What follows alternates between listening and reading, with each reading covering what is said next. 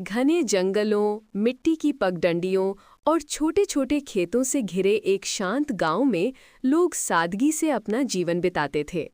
गांव के पास एक छोटी नदी बहती थी और शाम होते ही पूरा इलाका पक्षियों की आवाज से गूंज उठता था।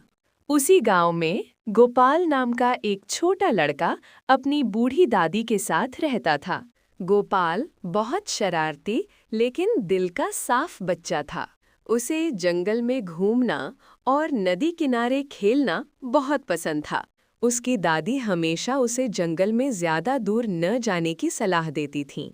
लेकिन गोपाल हंसकर हर बार दोस्तों के साथ खेलने भाग जाता था। एक दिन गांव में खबर फैली कि गुरु नानक देव जी और भाई मर्दाना जी गांव में आने वाले हैं। कुछ समय बाद गांव में भयंकर गर्मी पड़ने लगी।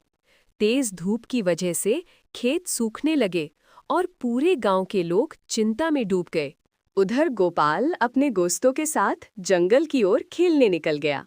खेलते खेलते गोपाल अपने दोस्तों से बहुत दूर निकल गया। धीरे धीरे शाम होने लगी और जंगल डरावना लगने लगा। धीरे धीरे शाम होने लगी। घने जंगल में अजीब आवाजें गूंजने लगी और छोटा गोपाल डरकर इधर-उधर देखने लगा। डर के मारे गोपाल रोते हुए जंगल में इधर-उधर भागने लगा, लेकिन हर रास्ता उसे और गहरे जंगल की तरफ ले जा रहा था। उधर गांव में गोपाल की दादी उसे ढूंढते-ढूंढते बहुत परेशान हो चुकी थीं और बार-बार उसका नाम पुकार रही थीं। उसी समय गुरु नानक देव जी और भाई मर्दाना जी गांव में पहुंचे।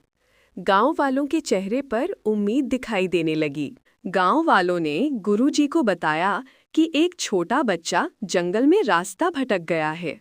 गुरु नानक देव जी शांत स्वर में बोले, डरिए मत, सच्चे दिल की पुकार कभी खाली नहीं जाती।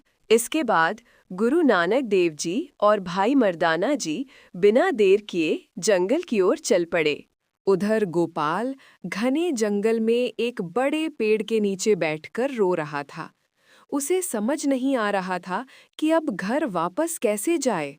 अचानक गोपाल को दूर से रबाब की बहुत मीठी और शांत आवाज सुनाई देने लगी। धीरे धीरे जंगल का डरावना माहौल शांत महसूस होने लगा और गोपाल का डर कम होने लगा। गोपाल धीरे धीरे उस आवाज की तरफ बढ़ने लगा जहां से रबाब की धुन आ रही थी। कुछ देर बाद उसने देखा कि गुरु नानक देव जी शांत मुस्कान के साथ जंगल में खड़े हैं। भाई मर्दाना जी रबाब बजा रहे थे और पूरा जंगल शांत और सुंदर लग रहा था। गुरुजी ने प्यार से पूछा, बेटा तुम इतने डरे हुए क्यों हो? गोपाल रोते हुए बोला, मैं जंगल में रास्ता भूल गया हूँ। गुरु नानक देव जी मुस्कुराए और बोले, जब मन शांत रहता है तब रास्ते खुद मिल जाते हैं। फिर गुरुजी ने गोपाल का हाथ पकड़ा और धीरे धीरे उसे जंगल से बाहर लाने लगे। रास्ते में गुरुजी उसे पेड़ों, पक्षियों और प्रकृति की खूबसूरती के बारे में समझाते रहे। धीरे धीरे गोपाल का डर पूरी तरह खत्म हो गया और उसके चेहरे पर मुस्कान लौट आई।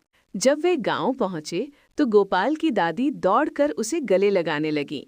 पूरा गांव ये दृश्य देखकर भावुक हो गया और सभी गुरुजी को धन्यवाद देने लगे। गोपाल बोला, अगर आप नहीं आते तो मैं कभी घर वापस नहीं पहुंच पाता।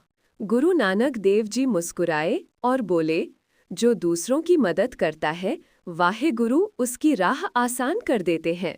उस दिन के बाद गोपाल पहले से ज्यादा समझदार बन गया और गांव के दूसरे बच्चों की मदद करने लगा।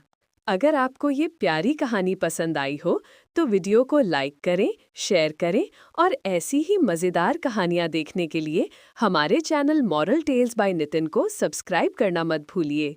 वाहिगुरु जी का खालसा, वाहिगुरु जी की फतेह।